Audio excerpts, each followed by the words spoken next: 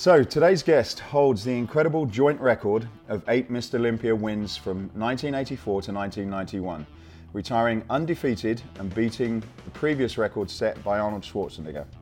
Passionate about the importance of both physical and spiritual growth, he's an incredible spokesperson for fitness at any age of your life.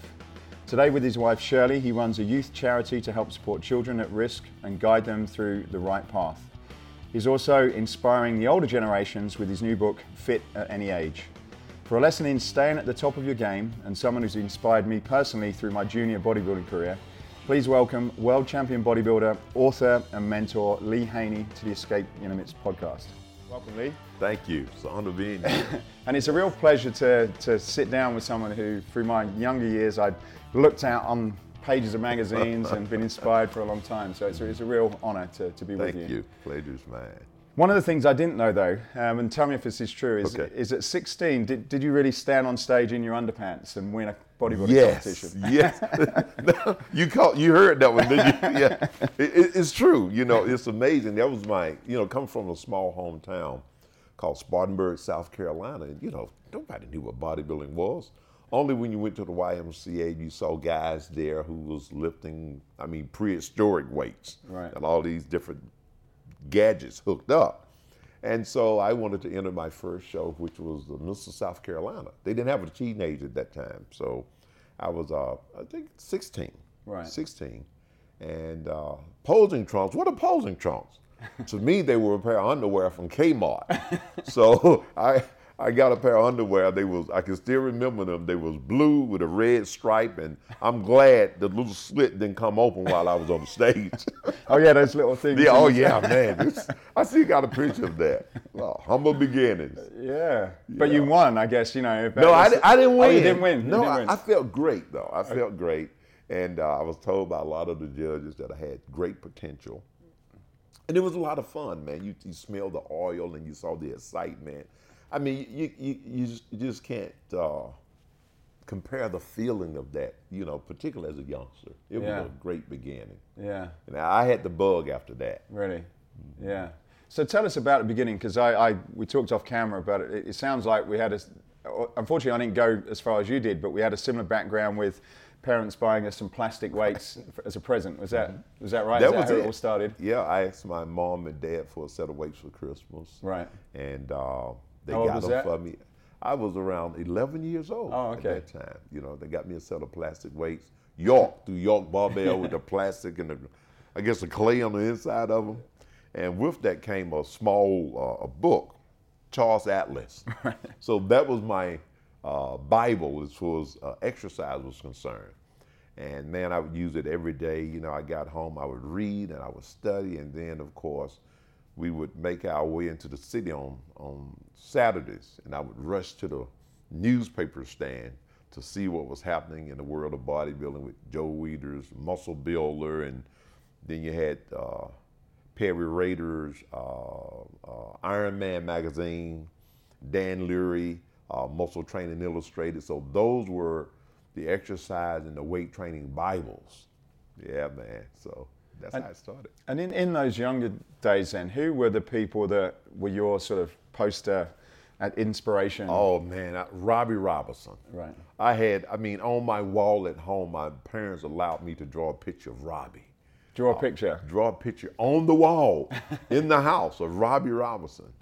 And man, that was so exciting. Then I made my own Robbie Robertson t-shirt, sleeve cut out, painted a picture of Robbie. And I was a jackleg artist at that time. So yeah, I love Robbie, love Arnold. You got to love Arnold. He had such a tremendous impact on the sport of bodybuilding. Then of course you got Serge Nubret, Sergio Olivier, Bertrand Fox, and Frank Zane and Ed Corney, the master poser. So all of these guys, I studied their nutrition, studied their training, and sort of patterned myself after that school of bodybuilding. Right. So what was the journey then? When you was at school or finishing school, did you have a dream, say I want to be Mr. Olympia, or did you think about going into another area? How did that all come together? Mr. Olympia was not a thought. Really? It was just so far out there, After I entered my first competition in South Carolina, with the with the underwear on from Kmart. I did well, and I then began to train a little harder. Well, I was training hard anyway, but got more information on training, you know, being around some of the older bodybuilders. I would pick up different points from them. And I entered what is called the Palmetto, the Mr. Palmetto, which was in Greenville, South Carolina, at the age of 18, and I won that show. Wow. Then a few months later, I entered the Mr. South and won that show. And in both of those competitions, you know, at the age of 18, I beat men that was 30 years old and 40. So that said to me, hey, maybe you got something special here. And then I went on in 1979 to enter and win the Mr. Teenage America. And man, when I won that, you know, beating over 100 teenagers from all over the United States, it then said to me that maybe you got a chance in this. Because, you know, Frank Zane won the Teenage America, Chris Dickerson won the Teenage America. And after seeing their success and where they eventually ended up as a professional, I felt that maybe there's a possibility there. There's a possibility. And in 1982, I entered the Junior Nationals. Well, first I entered let's back up a little bit. 1980, I sustained an injury to my wrist, which I guess you would call it. I developed a ganglion cyst here in my wrist. So that set me back in 1980. I had to go through the healing process of that, so I couldn't live for probably about 2 months or so. I mean, it was so painful doing bench presses and any pressing movement. So I had to back away from that and have surgery. But afterwards, it's amazing. I sat down with two of my gym buddies. We were gym rats. And I said, and Shirley at the time, which is now my wife for 32 years, I said, in 1982, I will shock the world of bodybuilding. I said that with my friends as we sat there. And I mean, everybody listening, I mean, it was a matter of fact, it wasn't jokingly. Why did you say that? Did you something? I guess it was an epiphany. Really? I just said, I'm going to shock the world of bodybuilding in 1982. You know, having won the Mr. South, the Mr. Palmetto at the age of 18, then won the Teenage America. And when I won the Teenage America, the Teenage America, I weighed 212 pounds as a kid. And I came down from 226 pounds to reach 212. And so I knew I had potential because you read the magazines and you see what's out there. You see, you compare your weight to the other guy's weights. And I say, man, if I'm a youngster this big, a heavyweight, natural heavyweight, then maybe I'm on to something. After winning the Teenage America, I then began to, I had the surgery.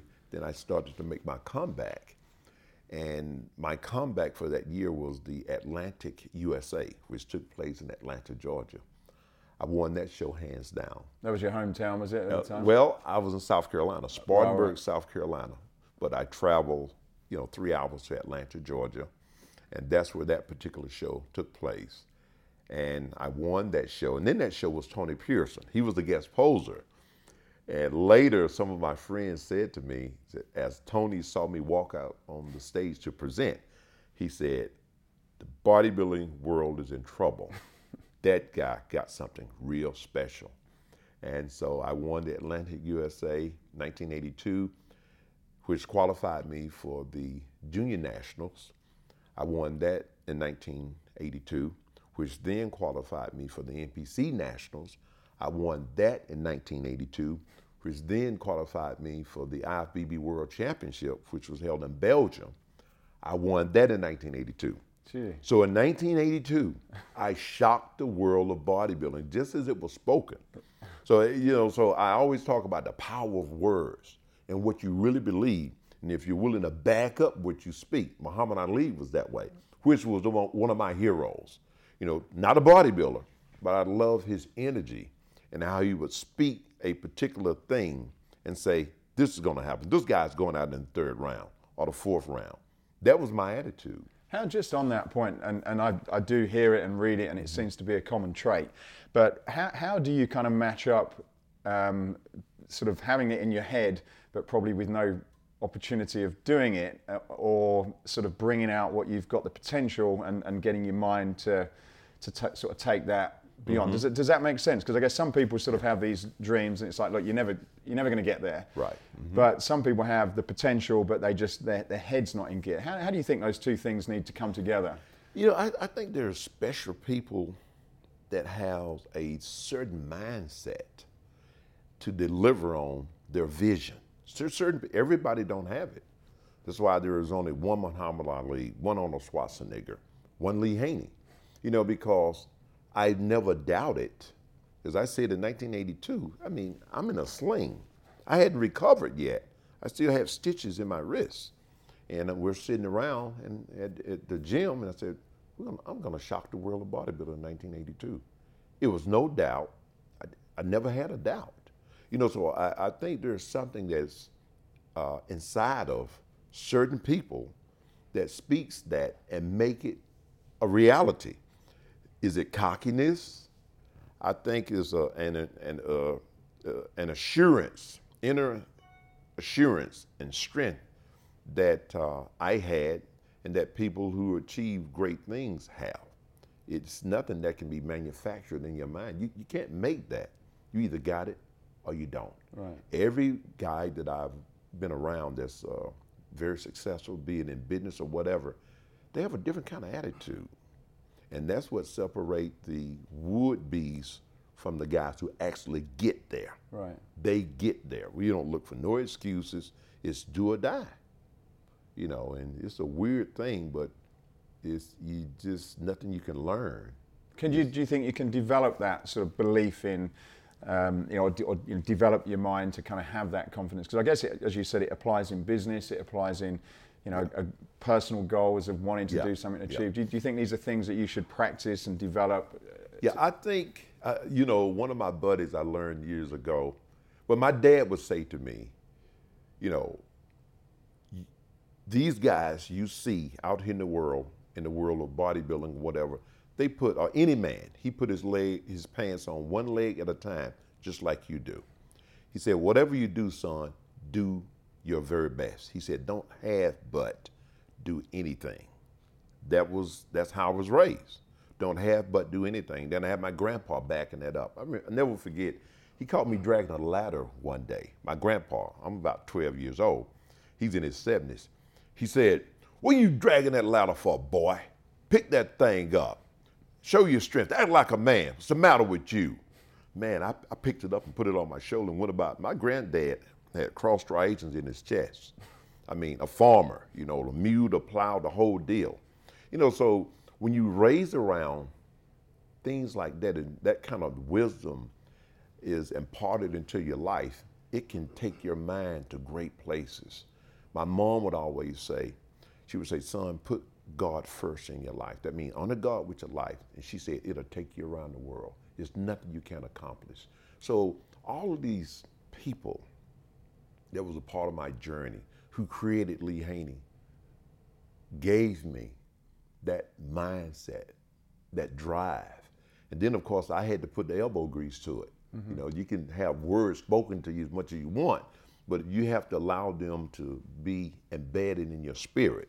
And once you get that, man, you can conquer the world. Right. You can conquer the world. And I did. You did, yeah. And I know the children, the charity is a big part of your life. Do you think these, and I've got children, we spoke about them earlier. They're beautiful too. Thank you. Beautiful kids. Do you think these are things that we should really work on our children, to develop that mental strength and confidence in they can achieve anything in their life? Is that something really important to set in at an early age? That's extremely important. That's what I had as a kid growing up, and that's what I gave to my kids. Always that way with them. I recall my daughter Olympia, which I named Olympia. She beautiful athlete. We would play basketball, and then she played volleyball, but basketball, man, she was very competitive, man. We would play and bump and elbow, and she was so mean. She spat on me. Poof. I said, this is the athlete, poof, back on you. Now go in the house and tell your mama. It was stuff like that. Man, she was going out mad and angry. Then she'd come back out and we'll get at it again, But that made her the athlete she is. She went to SCAD, Savannah College of Art and Design, left records there in volleyball. She could jump at 5'8", she could jump 10 foot 5 inches. She could grab a basketball rim, a human fly. And Joshua, he finished at the Citadel, played quarterback and wide receiver there, both superior athletes. Josh at the weight of 175 pounds could bench press squat 500 pounds. He didn't weigh about 175. So that type of you can, that type of you believe, it's in their DNA. Right. And I think as a parent, if you feed your kids positivity, keep negativity away from them as far as what you speak, because words are powerful. Words are extremely powerful. They can hurt or they can inspire, you know. So as a parent, I strongly believe that is what we have to do, we must do. And in times of challenges, we have to hold their hands and walk them through those different challenges. Let them know that no, life ain't a bed of roses. You're gonna be confronted with negativity, negative people, but you have to hold true to who you are and believe and continue to move forward. You know, just as you face that negative challenge or that negative person, just remember that. That's a lesson, because you're gonna meet another one. So don't give up, keep pushing forward, keep believing in yourself. Right. And just to continue on that point then, people could say, well, yeah, it's all right him saying, I'm going to win the Olympia because genetically he was gifted. Mm-hmm. Were there any people that you know, or do you know any people at that time that are probably also genetically gifted, you know, got the right sort of body types, mm-hmm.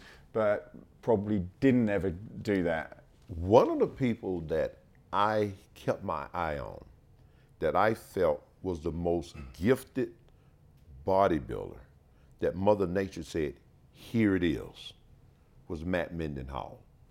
I have never to today seen a physique as complete, as genetically balanced as Matt. Not Arnold, not Robbie, because Robbie had to work, and he worked hard. He still looked beautiful today at the age of 70. I had to work, you know, I had some weaknesses in my biceps. I had to pull those up, I had to pull my calves up, you know, and those are things I had to do and work on. I was born with a nice small waist and nice shoulder waist taper. Very good, you know, good legs, all of that. But Matt Mendenhall, you recall the movie He-Man, right? Yeah. The cartoon He-Man. Matt was a walking He-Man. He was absolutely beautiful, from forearms to bicep to chest to shoulder waist ratio to calves to thighs, everything. And I always thought in my head, if this guy ever got it together, it would be a challenge like no other. But he lacked that fire and that desire. You know, my mom only went to the 2nd grade. My dad only made it to the 8th grade. They worked hard. My mother was a housekeeper. They worked very hard. So it instilled in me the importance of working hard, you know, not giving up, moving forward, getting a good education, being somebody, being successful. They pushed me forward in doing those things. So having that attitude and having those parents that could speak into your life, and grandparents, you know, it made all the difference. I think when you come sometime from a side of the fence that's nice and sweet, and you know everything is twiddly-dee, twiddly-dum, your attitude is not the same. You find people who come from trying situations, they have a tendency to launch forward and do great things because they don't have all these other opportunities in front of them. So whatever they grab their hands to, they maximize it and take it to a whole nother level. With great trial come great success, if you have the heart. Right, yeah.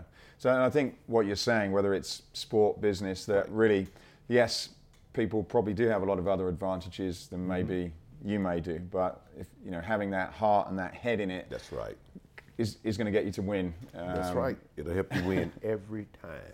Yeah. So I've seen things like that. I've seen people like that. That's why Matt never achieved his ultimate goal.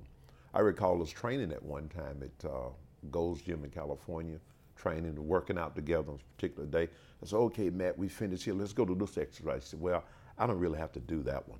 I said, well, you want to, let's go to this one. Well, I've done enough. That was his attitude. And he did enough, and that was it. And he never achieved his full potential. And what was your sort of attitude at that time in the gym then? Man, I wanted to make sure nobody was out training me. No one was being more disciplined as far as their nutrition is concerned. Nobody was taking care of their body as far as getting a rest and recovery. All of those different elements of adding to success, I made sure happened when I was preparing for competition. I still do that today. I don't trash my body because it takes care of me. You know, if I take care of it, it's going to take care of me. You know, in training great athletes like Evander Holyfield, same way. You know, Evander had this attitude. Everything you told him to do, everything I told him to do in the way of food, in the way of rest, in the way of training, he did. And as a result, a cruiserweight became the heavyweight champion of the world several times over. So that attitude and that stick-to-itness can take you far beyond your natural potential. That's the other side, because science can be your friend, along with great genetics, can be your friend. Also, it can be your downfall if you don't get the right science, because I always tell, when I'm talking to, in college, I'm talking to students, particularly athletes, once you meet somebody head to head, and they have great genetic potential, and you have great genetic potential, the thing that's going to separate you is your science. Science in eating, getting your rest, science in your training. That will separate you. You have to continue to grab more and more science. Like when I began training with Evander, well, he was eating at chicken places, you know, little quick deals. I said, hey man, listen, first of all, we got to get you a cook. You can't put that kind of garbage in a body that's going to make you millions of dollars. You can't do that.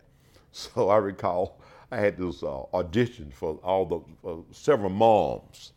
We were staying at this hotel and said, okay, which one of you girls have a mother who loved to cook?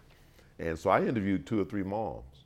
And I ended up with one named Miss Betty, 260, 75 pounds, 5'0".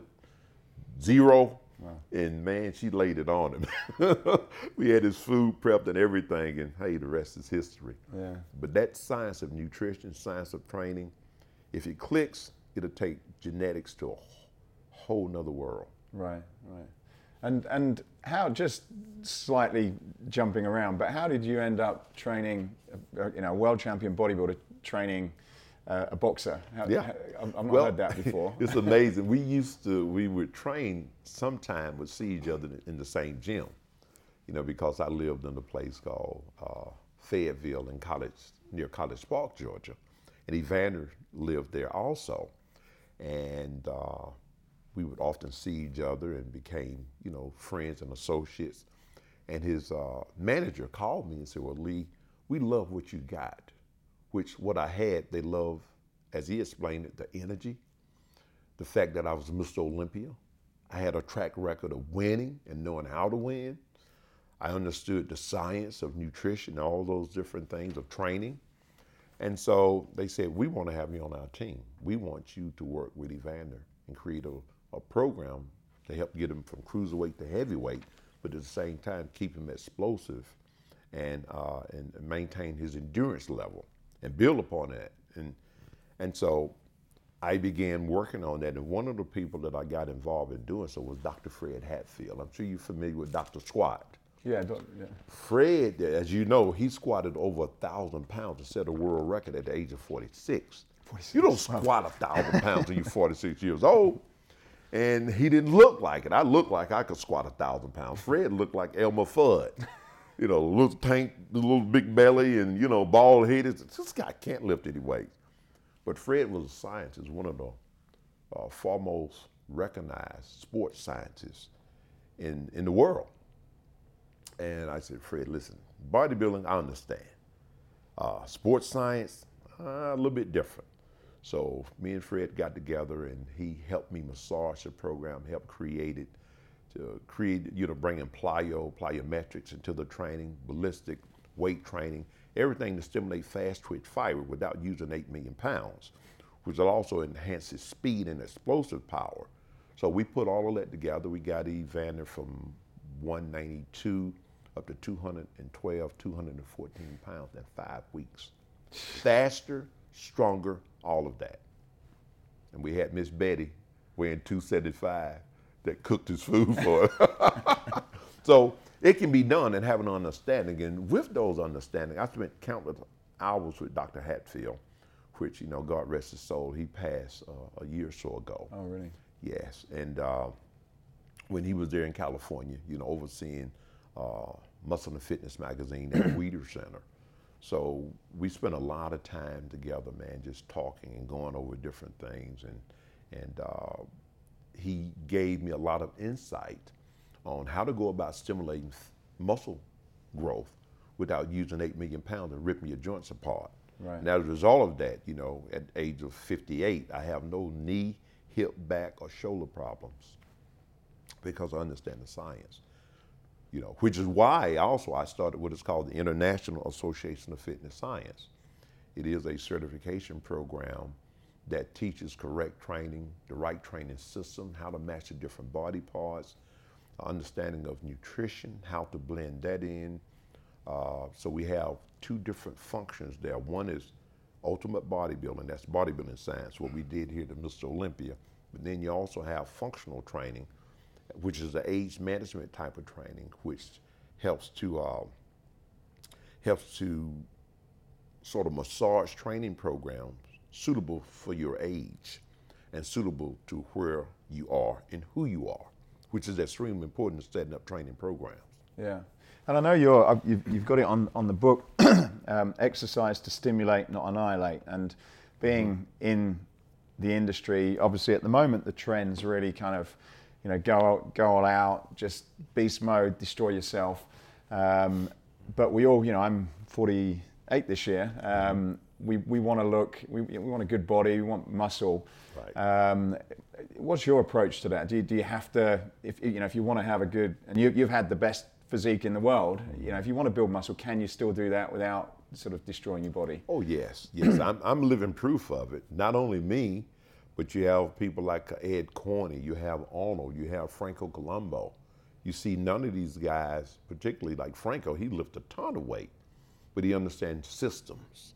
That's what I love so much about the science of our sport. Particularly, people use the term old school and new school. Well, in old school, we never got hurt.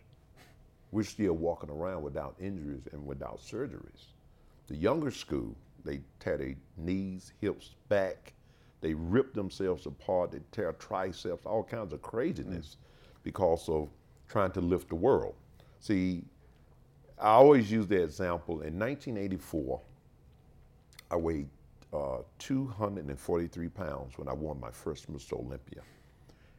In 1991, I weighed 254 pounds. So that's about 10 pounds over an 8-year period. So we look at muscle maturity, balance, growth over a period of time. We didn't rush our physiques. We made them better, looking for different angles as far as training, using a type of weight that will allow the body to grow and recover at the same time. I've always used a term that is better to undertrain than to overtrain. Really? And that's where you see a lot of what's happening now. A lot of injuries are taking place. There's training systems now where some of the athletes are training one body part a day. Well, if you're training a body part for an hour, you're overtraining. I generally, even when I trained for the Mr. Olympia, I spent no more than maybe 2 hours or hour 45 minutes in the gym. That's split into 2 training sessions. But that was training once every 5th day. Right. So what was your body parts were you doing? Well, I would mix push-pull. Push meaning chest, pull meaning biceps. That would be, for example, that would be Monday. Then, of course, abs and calves with that. Tuesday would be legs, quads, and hams. Wednesday would be back, push, shoulders, back, pull, shoulders, push, calves, abs. The fourth day would be off. Right. Then I begin the cycle again. So the 3 on off 1 was the best training program. There was enough training frequency to develop quality for the physique. At the same time, enough time to recover for the next workout. Right. Now you see guys that are training one body part a day. And as you see, the physiques is not as complete as they were during that era. You see guys with much smaller calves. You can't train your calves. I talked to a lot of guys at the show. You meet them and say, okay, let me take a look at your calves. So that's always the indication of how far you're going to go. And so, well, I got to work on it a little bit. How many days are you training? Once or twice? You can't train your calves once or twice. It's a stubborn muscle. It's been walking around with you ever since you were a kid. You got to give your calves at least around 4 to 5 days of training a week in order to stimulate it, because it's been walking with you ever since you were a toddler. So just a regular whole home workout's not going to get it. So these are kind of programs we see out there, kind of systems that's all messed up. And they're using too much weight, and they're giving too much stress to a particular muscle group at a long period of time. As far as in the gym, like an hour, it doesn't make sense. Right. Yeah. And with it, were you using machines, or were you using a lot of traditional squat, bench? I use a lot of traditional. I've used machines for like definition, separation. Like leg extensions, I use a machine on that. Leg curls, use a machine on that. But for all mass building movements, I would either use the bar or dumbbells. Right. The bar or dumbbells. You can't get better than those. There's a lot of machines out there today, but when you notice most of the machines, when it comes to chest or that sort of thing, they are a little bit different, because when you're training, you want to make sure the body mechanics are aligned with what you're doing. If they're not, then you can get injured. I recall at one time doing an incline chest press, because the bench was full, the incline was full, and I used a machine. I had only 25 pounds on each side, and I went up to do an incline, and I felt a tweak in my shoulder, because the machine was taking me in the direction it wanted to go. So I couldn't naturally make the adjustment as my body felt free in doing so. So that's my problem with machines.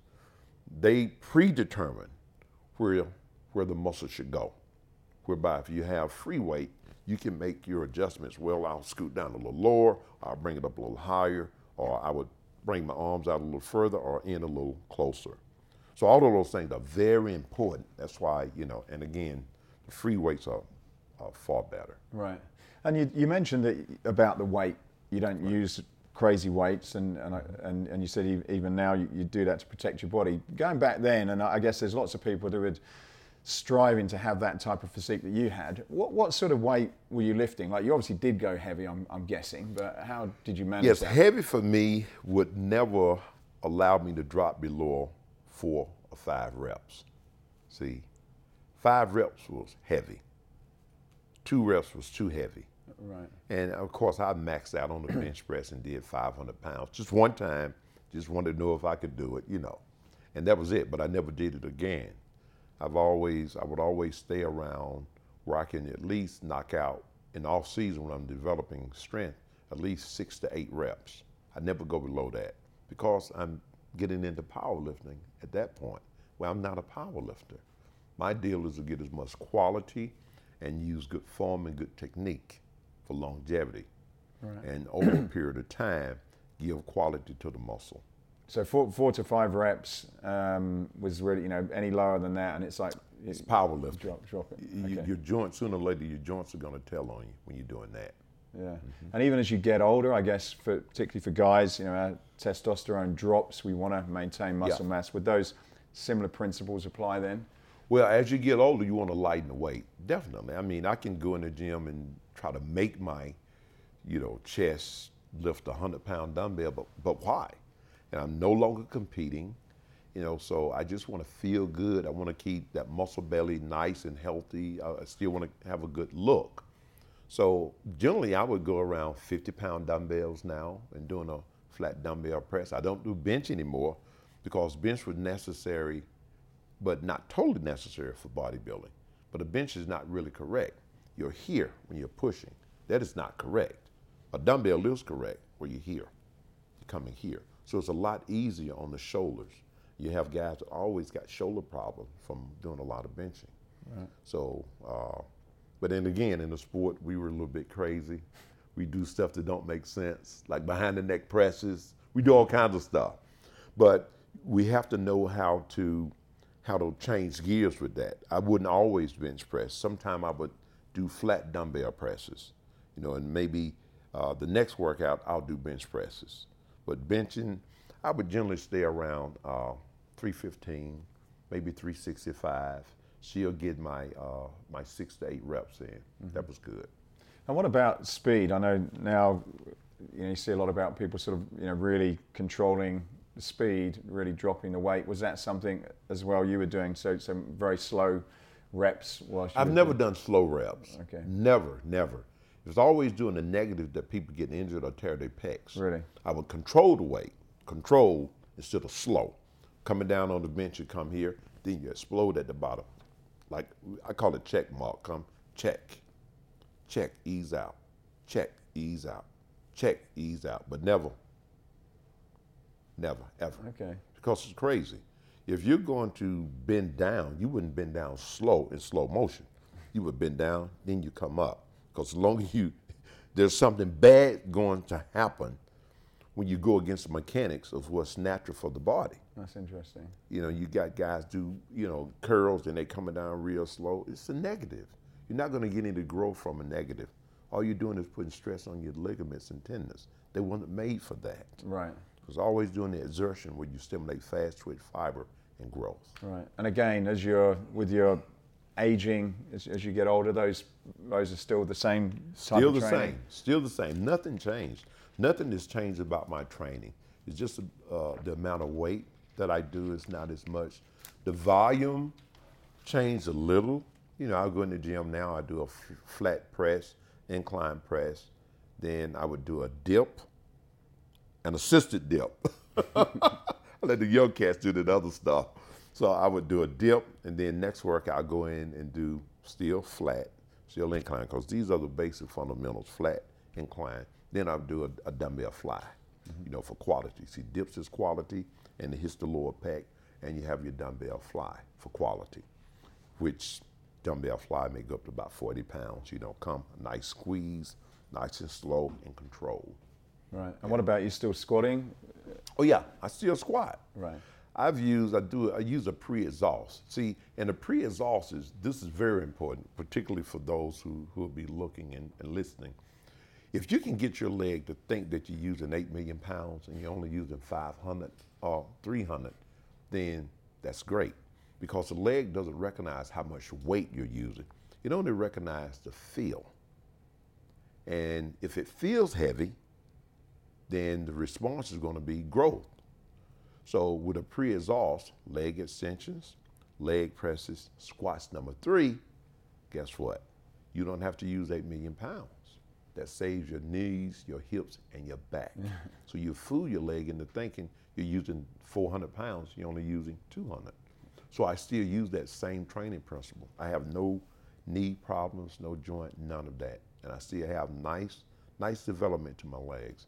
And as we get older, we have to continue to do leg presses and squats, because your legs will be the first thing to go. And I don't want to look like I'm riding on the turtle. No. It's interesting. We interviewed Frank Zane as well, and his same approach was, I want to be injury-free. And it seems that, I think it's an important message, because the industry is going into that kind of, beat yourself down, come out the gym crawling. And I certainly, I've had back injuries, shoulder injuries, knee injuries, and it's interesting with that message for someone who's sort of been through that whole sort of spectrum of working out and still looking good. How old are you? I'm 58. 58. Yeah. Hope I look that good when I'm 58. But I think it's a great message to say, look, if you're smart, you can still have the physique you want. That's right. An amazing physique, but you don't have to destroy your body for when you're older. And I think that's really important. That's what you want to shoot for. Stimulate, don't annihilate. Yeah. And that's true in everything, Just give the body enough to keep it awake. You got to have your cardio in, a total program, a total program. The cardio is important. Now I do, exercise ropes for a little cardio. I do wood chops with medicine ball for a little cardio. When I want to do a little speed walking or a little jog, I'm on grass, shock absorbers. So if you do smart things, you'll get smart and healthy results. Yeah. And I think when you're younger, you don't take those things into account. No, it's just ego. Testosterone is all over the place and you're crazy. Let me lift the gym, foaming at the mouth. But when you get 35 or 40, your body's gonna say, you remember that crazy squatting you did, We're coming back to haunt you. Yeah. Yeah. And we all kind of get there. I kind of in between both, still doing some of the stupid things, but it does make sense. We still want to be around when we're 60 and moving around and doing cool stuff, and your body will wear itself out, I guess, won't it? That's right. Mm-hmm. So just going back then to the, because we've gone around a little bit, but you had the year, you predicted the change in the world of bodybuilding. How did you go from there to the Olympia? Well, it's a stage, when you hit the IFBB World Championship and you win that one, that's a worldwide amateur title. You turn pro after that, and then you receive your invitations for the Olympia. And I was just smart to maintain the level of knowledge that I've gotten on my way up. Then why change things? Because when you go to another level, you can always say, well, now I'm in the big leagues, let me do something different. And see, it don't necessarily have to be different, because whatever gave you a level of success at this point, we'll continue to do so. Yes, you do want to add some science, things that make sense, that can add to your successes, particularly nutrition-wise, and that's a big difference. Not you have to change the training up, but add to the nutrition. Because training for the first Olympia, 1983, I peaked at 243 pounds 4 weeks before the contest. Arnold saw me and said, wow, Lee, how are you looking this good this soon? And, I'm young, my first Olympia. I don't know. I'm just looking good and I'm eating.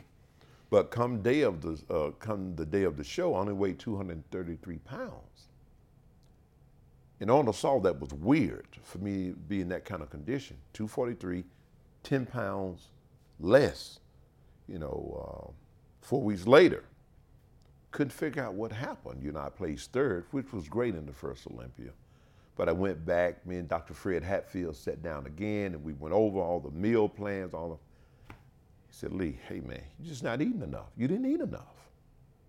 Went back to the drawing board, entered the 1984 Mr. Olympia, 243 pounds. I was that 4 weeks before in the 1983. But what I was learned at that particular point, that you can't train like a horse and eat like a bird. If you were giving more of a physical demand out of the body with aerobics, extra sets and reps here, then you had to increase the food intake. You can't, what I had won the nationals and the world championship from was, okay, you write your nutritional program and just the amount of calories you're on, you stay on that all the way through the whole deal. But the transition of knowledge from 1983 to 84 showed me that, listen, your metabolic rate, 16 weeks out from a show, and the fact that you always kept your body fat around 10, 11%, meant that you could eat and not starve yourself because you didn't walk around like a fat boy in off season. So I kept notes on that. So as I began to get closer to the show, I would watch my weight. As I saw it dip, I would up the calories. I ended up going from 3,000 to 4,700 calories up until a week before the Mr. Olympia in 1984. My body asked for more, but at that point I was wise enough to give it more. I had my notes, I had science that made a difference.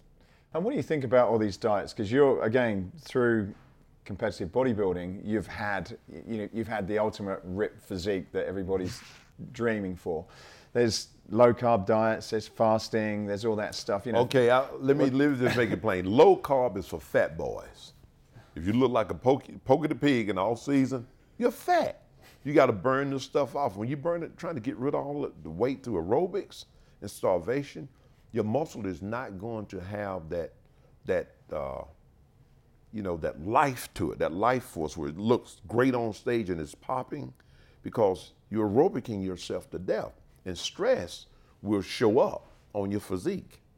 You know, it'll tear you up. You know, so my message has always been in bodybuilding, as I share with young athletes, always stay within striking distance. Train around no more than around 12, 15 pounds over your competition weight. And if you pick, let's say if you're 15 weeks out from mature, 16 weeks out, if you're 15% body fat, then guess what? You can drop a percentage every week until you bottom out at about 3% or 3.5%. You're ready then. And if you get there too quick, then guess what?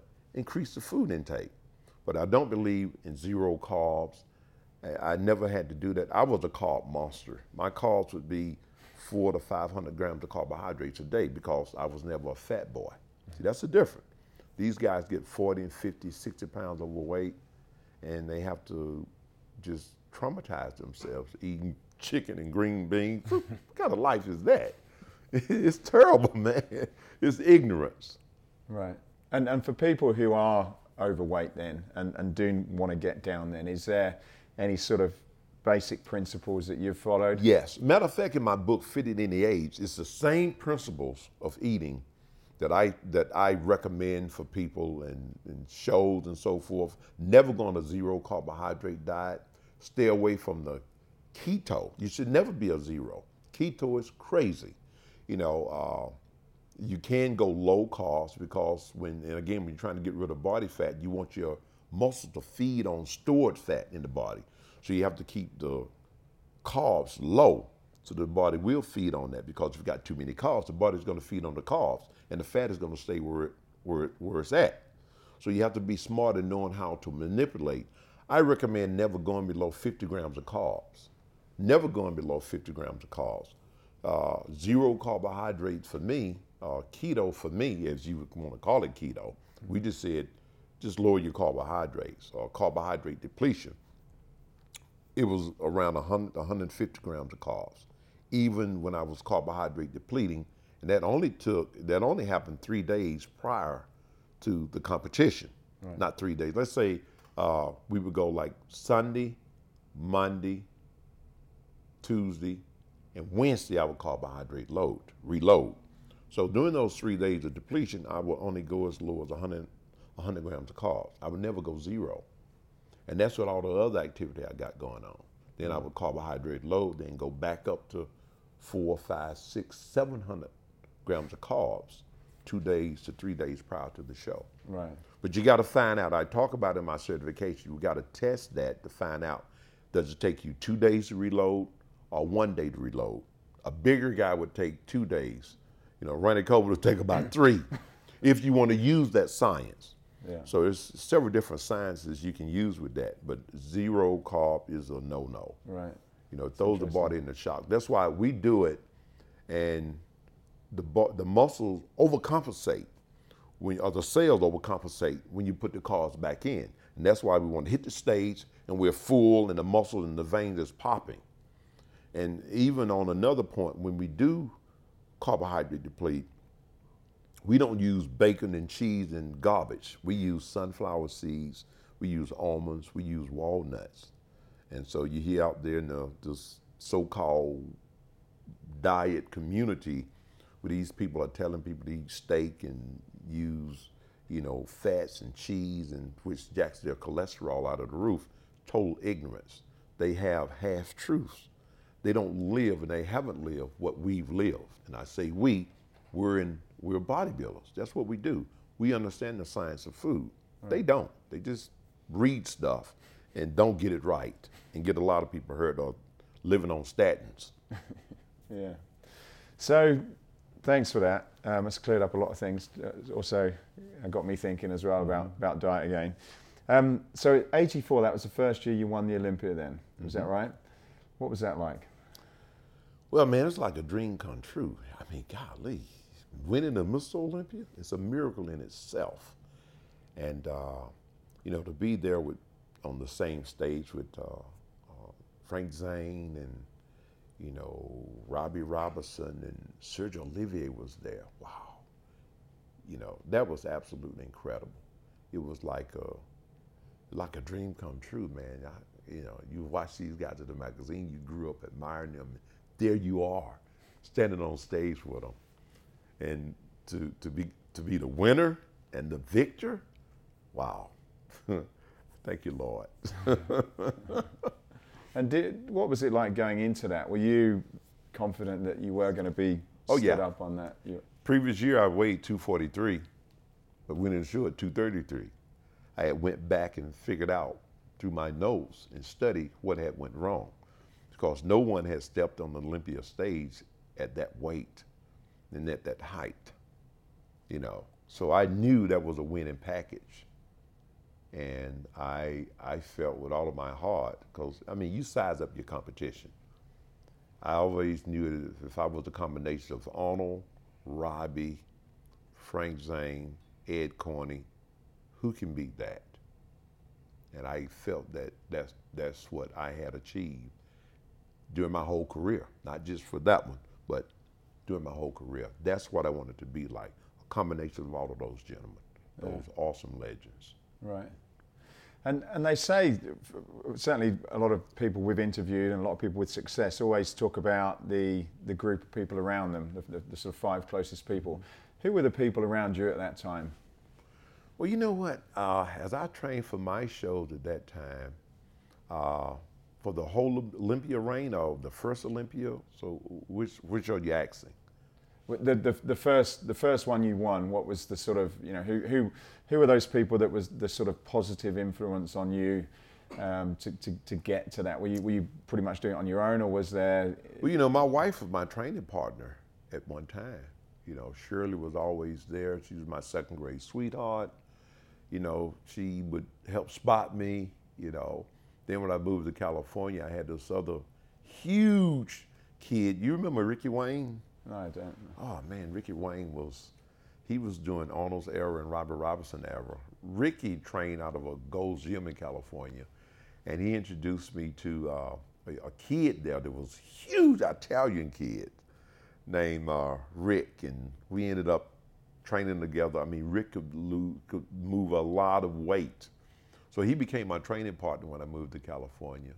And we would work out together. The science of training and nutrition, you know, what I knew had gotten me where I was. So I didn't go around looking for coaches. We didn't have coaches back then. You had training partners. Hey man, how do I look today? Am I flat? You know, what's happening? My definition coming in? What do my posing look like? So we would bounce ideas back and forth off of each other, you know, and that was our training partner. We didn't have coaches. Right. I don't know why these guys use coaches today anyway. It doesn't make sense to me.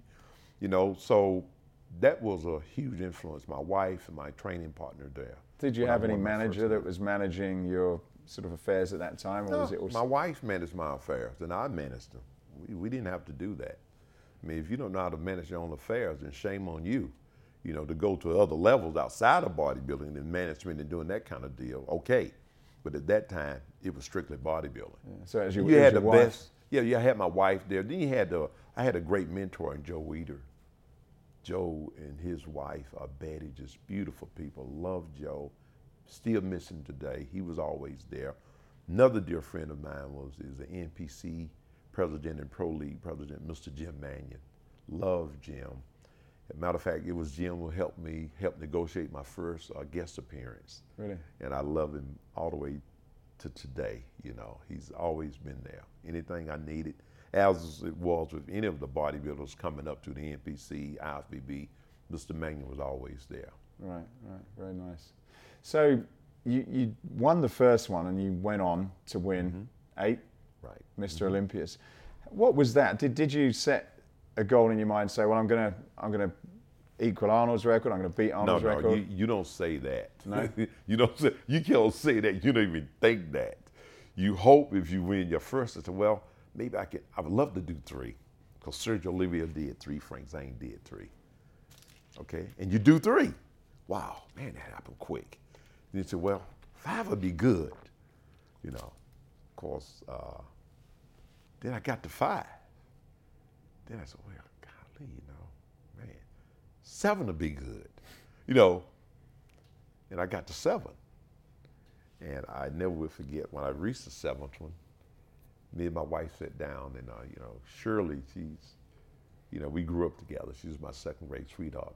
Athlete, man, athlete to the core, hardcore athlete. And I said, well, baby, you know, I'm at the 7th Olympia. Nobody's ever done 7 in a row. That's a record in itself. Yes, it's tied with Arnold's overall. Well, what do you think? Should I do 8? She looked at me and said, what are you talking about? What's the matter with you? Of course you got to do 8. There's nothing to talk about. You know, it irritated her that I even say such a thing like that. I was almost embarrassed. So anyway, she was a huge supporter, and the 8th one happened. But I knew after the 8th one, that was it. Really? Why was that? Well, you know, you just know. Okay, I've said all I had to say here. What are you gonna do? Do a 9th one? For what? Let's now take the seeds of success and plant your energies in other areas. So I wanted to step outside and use my success to do other things, which, you know, I ended up having a show on ESPN, Lee Haney's Championship Workout, Trinity Broadcast Network, Totally Fit, exercise fitness program there, Sports South Network. I also went on to have my own fitness centers. I've had 4 different gyms. And other type of investment. So life was good. I raised my kids. They're beautiful people. I now have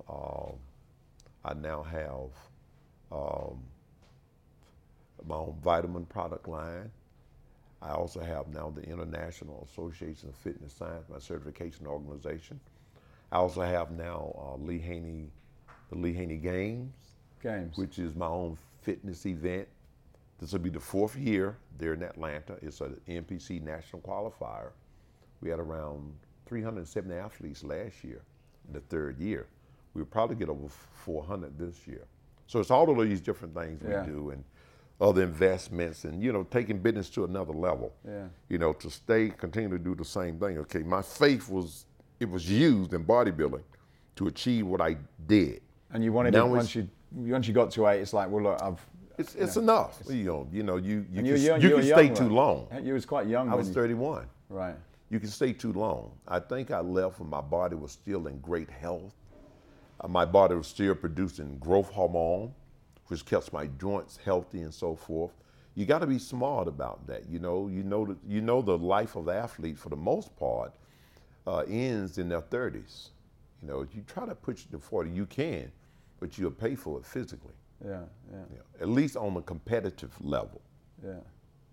And on that final year, you was up against Dorian Yates, was it? And Dorian was up against me. Let's get that right. Not me up against Dorian. I always make sure I make that clear. Yeah. Yeah. So I took him to school on that one. Yeah.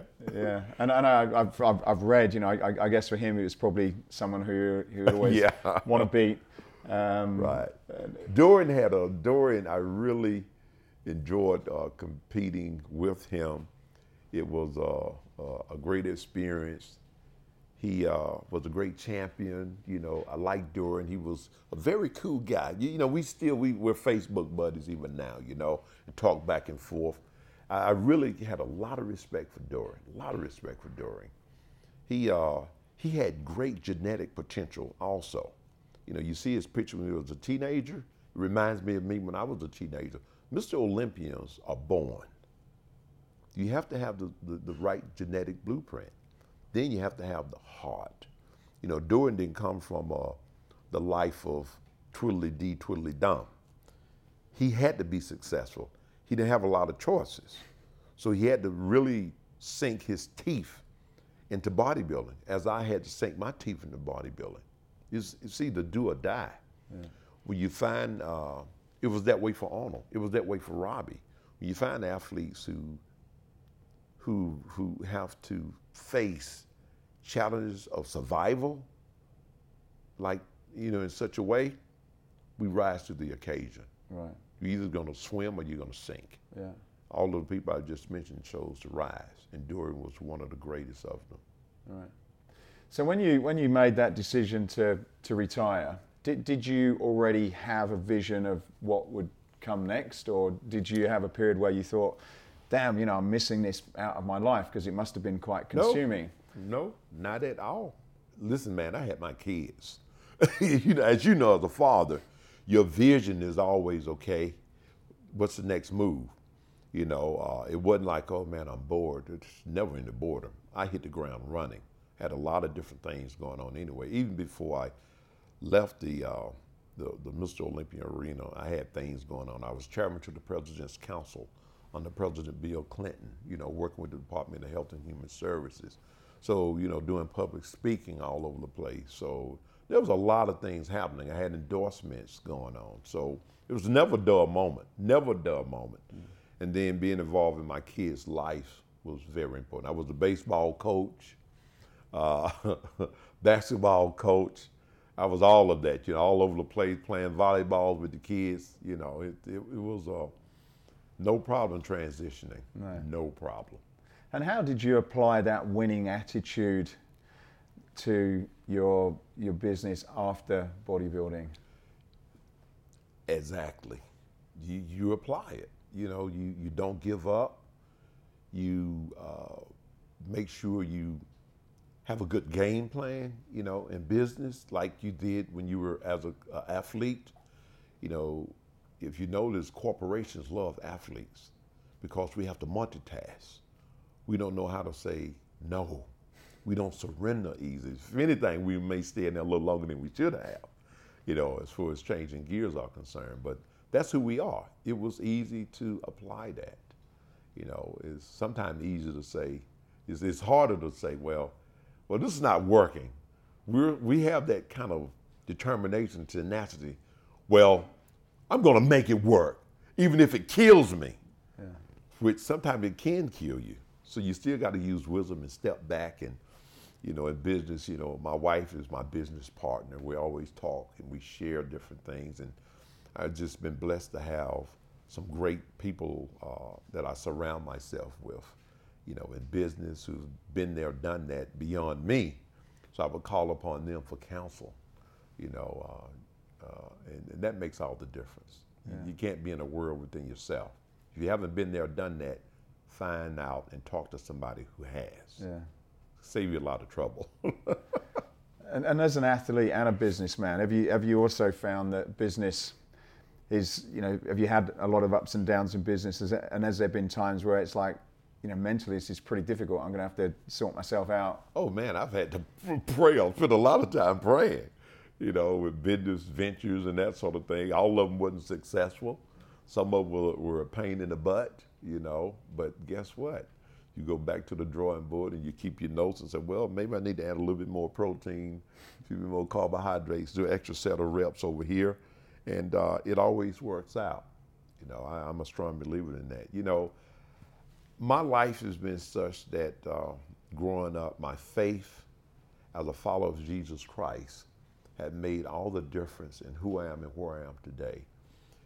He said that he would bless the works of my hand. As long as I live according to his word, purpose to be a blessing in the earth, honor my wife, honor my community as a man of God, then things will work out for my good and always work out in my favor. And I found that to be true in every aspect. I'm at peace with my life. I love my fans. I enjoy being here at Mr. Olympia, hugging and kissing fans and feeling like thumping some of them on the head too, but it's all good. Life is good. So I thank God for what he's allowed me to do. I've lived a fantasy. With most people, fantasies is like a dream deal, but I had to work my tail off to make it happen. But God said he blessed the works of your hands. You have to lay hands on him. You got to work it. It's not just going to fall out of the sky and hit you on the head. It's not his will for us to get something for nothing. You have to work. You have to meet the challenge. You have to overcome different things. It's not going to be a bed of roses, and life is not that way. So, has there always been something, even through your bodybuilding career, that's kind of, I guess, a sort of center of gravity almost, that sort of got you through all the ups and downs? Your relationship with God, is that? Oh yeah, no doubt about it. No doubt about it. When I was 17 years old, I got on my knees one night before going to bed as a teenager, and I prayed. I said, Lord, if you see fit to make me the best at this sport that I love so much, I'll go before the world and give you the praise and the glory, if you see fit. So apparently he saw something in the prayer of that teenager. And after every Mr. Olympia, I would always kneel on the stage. People say, well, he's crying. No, I was giving thanks to God for what he had done for me. So I try to use my success to impact the world for good, to be a light in the world, because that's what God has called us to do, because every good and every perfect gift is from him. It's his gift. So I have to be wise in using that gift and honoring him and doing good with it in the earth. That's what it's all about. Because after it's all said and done, your legacy will be what people remember you by. Was you a decent person, or was you a nasty human being, or did you make the world a better place? I want it to be said of me that I made the world a better place. Right. Yeah. With your relationship, you're quite unique, because you had a childhood sweetheart, and you've been through, I guess, you must have had thousands of women that just looked at your picture and it's like, wow, Yeah. how what's the secret of meeting someone before that success, being, having this amazing physique and continuing to stay with that person so long? Well, as a follower of Jesus Christ, you understand that marriage is a covenant. It's not just a promise, it's a covenant. A covenant it's a lifelong commitment, and marriage is holy matrimony in the sense of what it is in the sight of God. It's holy. It's not like just a promissory note, and people break promissory notes all the time. So you're to honor God with that. And so that's the way I view my marriage to my wife, Shirley. She's my best friend, she's my business partner, she's the mother of my children, and more importantly, she's the daughter of the Most High God. And all fathers are crazy about their daughters, so I have to treat her as such, and in doing so, I honor her. They sometimes use a statement, behind every successful man there's a woman, or with every successful man there's a woman behind. It's not behind, it's beside you. And she's my counsel. Because in the book of Genesis, of course I study and read the Bible, it said, when God said, it is not good for man to be alone, I will make him a helpmeet. So it goes back to say that, well, if it was good for him to be alone, then God would allow him to continue to be alone. But apparently it was something missing in man that needed to be completed, and that was woman. So God created the woman for man to be his partner in life, not his slave or his, that's his buddy. That's the other half of him that makes him complete. And with understanding of that, my marriage has lasted over 36 years now. Still in love, still have fun, she's my best buddy. All of those things we do together. Sex is wonderful. Woo, baby. So all of those things are great. And so it's a fun journey. So I've never had a problem, I never allowed myself to be in a place that I shouldn't be. You can make decisions like that, and the Bible also said, what man is it that can take fire to his chest and not get burned? So you stay away from situations that can put you in a difficult place where you're tested, because the greatest of men is falling short because of being in the wrong place at the right time. Yeah. So I stay away from certain Just keep yourself things. away from those temptations. Yeah.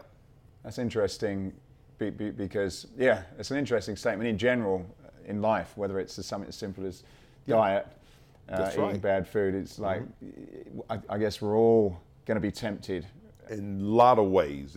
It is sexually, financially, whatever, food-wise. It's out there. We're all vulnerable to that. It's not something that means we're incomplete. We're all vulnerable for it. The best thing to do is just stay away from it. Yeah. Take the ice cream out of the house. Don't even bring it to the house. It's funny. We had a little celebration. They had a big lemon Lorraine pie, and both of us are careful about our diets. So it only had one slice out of, maybe two slices out of it. I didn't eat it. The next thing you know, but it was in the refrigerator. I went there and it had I cut me a little smidgen, about like that. Then I ate it. Then I took the rest of it and dumped it in the garbage because I knew what would happen. Flee temptation. Run away from it. Get it out of your sight. So that's the less calories I had to deal with. Yeah. So what's left now for Lee? You've achieved a lot. You've set up your foundation. You've been Well, Mr. I gotta Olympia. see what God got in store for me, man. I'm looking forward to with my new book, Fitting in Age. I'm excited about that. Shirley and I are touring together with this book because she's a very important part of the book. I talk about, with age management, fitness, why should I stay healthy? And she is my why in the book. She's my why. I got to be here to take care of her, take care of my kids, my grandkids, so we talk about that and we have fun, as a couple, husband and wife, and people get to see that. That's a very important thing that the world needs to see more of because marriages are falling apart. People don't understand the importance of a covenant. We get up there, we laugh, we do some exercise and demonstration. We give people some life skill tips and those kinds of things. We're not perfect, but in our 36 years of being married, we've never cursed, did anything crazy like that, or thrown fits or broken things. We don't do that because that's not of God. We feel that we honor God in our marriage, honor God in what we say and what we do, continue to work on ourselves, and always do self-examinations. That's very important. What is that? Self-examination. Self-examine yourself. Because if you do that, you wouldn't set yourself up to be saying, I'm sorry a lot. Whenever a person's always saying, baby, I'm sorry I said that, I'm sorry I did this, when they continue to repeat that, they got an issue going on inwardly that they need to fight. It may not be the other person. It may not be them. It's you yourself. What can I do better? What can I say better? What's my train of thought? You pray about those kinds of things, and I believe that God will guide your thoughts and your heart and keep you in the right place. That's been the key to our relationship. Yeah, that's amazing. Great story. So I've got a final question, but before that, I'd just like people to fully understand how to get hold of you, the different businesses, where they are. So just for a few moments, could you explain about your book, your foundation, your certification course, please? Well, with the foundation, Haney's Harvest House, we started that organization back in 1996. We came from, a small town and country, we had chickens, pigs, all kinds of stuff. And that natural living was instrumental in giving me balance, and I wanted other kids to experience that too. I think when you're out in nature, you're closer to God, I believe. Not saying he don't hang around in skyscrapers. I believe he do there. He's everywhere. But I think nature, when you hear birds sing and you smell fresh air, you're there with animals, and it just calms your whole spirit. You can breathe. I'm calm just thinking about it. Oh yeah, man. Oh yeah, you can breathe. And after all of that, we started the Haney's Harvest House, which started as a retreat center. We had horses, pigs, goats, rabbits, chickens, basketball court, baseball fields there, and an airport in Atlanta expanded. So at that time, we had to change and move to another location, which we got some donkeys now. We still got, the basketball courts and all that set up at a church that we do it out of. But giving kids directions, giving them life skills, all of that was extremely important, particularly with young boys. Because having a dad there or having a father figure, men that would be gap men, that would be there to encourage and to help young men and cultivate their lives, make a huge difference. So that was important for me, Haney's Harvest House. And people wanted more information about it. They can go to haneyharvesthouse.com. They can even donate if they'd like to. So that's very important. We have Lee Haney Games, which is a fundraiser for Haney's Harvest House. So we got a lot of great people involved in helping to fund that. My dear friend, Mr. Jim Mannion, has been very instrumental in being a blessing there. Throughout the years when we first started. Also my friends, Ken Melby and Ron Helmergarden, who started European Health Spa. Another good friend of mine, gentleman named, just a great guy, great people, who's always been there, been very instrumental in making that happen. So that's one of the things we do. And as far as the book is concerned, Fitted Any Age, as I said, me and Shirley's on the road now having fun with that. You can go to my website, leehaney.com, and get information on it. It's also being sold in Barnes & Nobles, Amazon, Kobo. It's an excellent book as it talks about what exercise and nutrition should look like as you manage age. So it's age management, fitness, functional training, age management, nutrition, how to deal with stress. That's a biggie. Really? Because if you don't deal with stress properly, it can derail a healthy body in a matter of no time at all. Really? All of us sometimes we've physically great, we've got it together, and all of a sudden you get a telephone call and it hits you in the gut. Yeah. But that didn't physically hit you outwardly, it hit you inwardly and came outwardly and caused you to sweat or to get nervous or to get shaky or even throw up in some cases. Mm-hmm. So that's a very, very important part of dealing with the body and the system. So we talk about all of that. We talk about the importance of having faith and dealing with day-to-day challenges. I think that's a huge part of it too, where it's going to be all right. A lot of people worry about things that never happen. It never happened, but they build those monsters inside of their head. Yeah. They create their own monsters. So it's important to know how to maneuver through those types of things. And so as far as the games is concerned, the Lee Haney Games, the athletes is a national NPC qualifier. They can go to leehaneygames.com and find out about that. I also have my product line out, Age Management Nutrition. I have one of the first age management packs, which have the supplements like resveratrol, ubiquinol, D3, your different nutrients like that to help manage age with the systems. And where can you order that? You can go to leehaney.com. Right. It's there. Then I also have, I created a 7-day systemic cleansing and detox, the first one introduced to the bodybuilding world, to keep the liver, the kidney, the bloodstream, the urinary system clean, also the colon. Because after you've been on a high amount of supplements for a period of time and proteins, you got to give the body a rest. It's just like changing the oil in the filter in your car. You do that every 3,500 to 5,000 miles. Well, you need to do it to your body. Some of the athletes I ran into, some amateurs, you could, just when you smell their breath, you notice their system need to be clean. Red meat diets, high protein, fattening foods, trying to put on all those sides and so forth. They don't think about the other implementations of that. It's funny. I guess I'll say this. It's funny. But we went to the restroom yesterday. There was a long line there, and all the commodes were filled up. Not the commodes. Yeah, the commodes, not the urinals. The commodes were loaded. Yeah. And I said to myself, you know what? This would be a good place to do a seminar. I said that while all the guys were in there, because if a protein is causing you gas and constipation, and it's running right through you, guess what? Your body's not digesting it, guys. So be smart about that. Get some knowledge. So I did a little quickie there. Quick seminar in the restroom. A quick seminar in the restroom. But you got to be smart about all of those different things. So I have. It makes sense having getting your oil changed. We'll do it to the car. You got to get your oil changed, man. So detoxing the body is extremely important.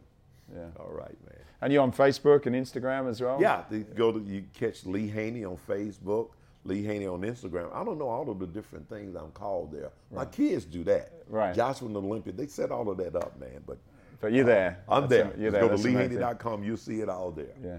So final question, Escape Your Limits is about escaping what you've told or believed in the past yourself was impossible, or other people may have said is impossible. What's a recent example of where you've escaped your own personal limits? When the camera rolls, I'm good. My wife said I talk too much sometimes. But I've learned not to put limits on myself. I think sometimes I don't, I try through humility, I always try to be humble, and I don't boast or brag a lot, but you know, mighty poor dog when he don't wag his own tail. You know, if you're gonna promote yourself, I think I could do sometimes a better job doing that. But at the same time, I try to balance it with humility and not to oversaturate the airwaves. Say, hey, this is Lee Haney, I got the next greatest thing. I get a little bit weird, you know. At least I feel that way when it comes to that. But I can do a better job with that. You know, I think I can go beyond where I am now, and I'm already working on new ways to do that. But I try to do it in a way that I continue to minister to the hearts of people. You know, my whole thing is about ministry. You know, using it to draw people into a greater relationship with Jesus Christ. That's important to me, you know, because I understand God gave me this gift. So I got to give it back and try to create tools through his wisdom and his guidance to use to make the world a better place. So then that's always an ongoing journey. You know, with my certification program, the International Association of Fitness Science, through my certification program, we have the Minister of Fitness, as well as the Minister of Fitness. The Minister of Fitness, right? Where you're out in communities and within churches teaching exercise and fitness and nutrition. These people are handpicked. You just can't say, I want to be a Minister of Fitness. Well, who are you? What do you represent? You know, do you involve in your church? You involve in your community. If you're not that, you can't be a Minister of Fitness. You know, but then we have ultimate bodybuilding, which is bodybuilding science, what we did here. Then we have functional training, which is for the masses. So I use all of these different tools to speak into the lives of people, and as ways to, you know, make the world a better place. You know, as I said, the book of James, chapter 1, verse 17 says, every good and perfect gift is from above. So God gives gifts. He gives TV, he gives radio, he gives what we're doing here, Escape, to impact the world in a positive way, to use it in the right way, for the right purpose. Because we found that when there's not a clear understanding of the right purpose of a thing and the right plan and why God allowed it to be created, then you're either going to misuse it or you're going to abuse it. One of the two is going to happen. And we see that happening all the time. A gun wasn't made to kill people. It was made to hunt food. But look what people are doing with it. You know, like a plane was made to travel here to there and, you know, to meet people and greet in different nations, to carry the gospel of Jesus Christ around the world. You know, and I'm a Christian. I don't put down any religion, and I don't call myself religious. I'm not religious. I'm a follower of Jesus Christ. I look at his life, how he lived, and how he loved people, how he impacted the world for good. That's what I look at. And but notice people can use things just like an airplane. They use it to fly into, at 9/11, to fly into a building. It wasn't created for that.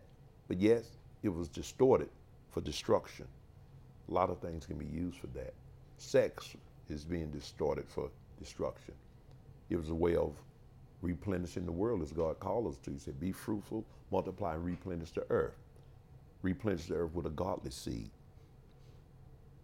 So it's things like that. If we get a clear understanding of why we are and the gifts that God has given us, we make the world a better place, a better journey. Yeah, absolutely. All right. And I think fitness, just to finish, fitness has certainly been your vehicle. And I think there's a lot of people, that's right, you know, touting and showing why you should get involved in fitness. And out of a lot of the messages and advertisements and people I've spoke to, I think yours is a very unique message because you're using fitness to kind of bring every different part of your life in terms of the spirit together. And I think if someone was just to follow a little bit of what you're talking about, I think you can't go far wrong in life. So Lee, I appreciate your time.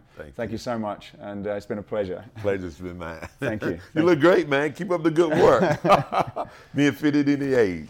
There we go. Hey, I hope you enjoyed this podcast. If you did, then please go over to iTunes and subscribe to the Escape Your Limits podcast. Leave a review, leave a comment. It really would help us a lot to continue to keep these going.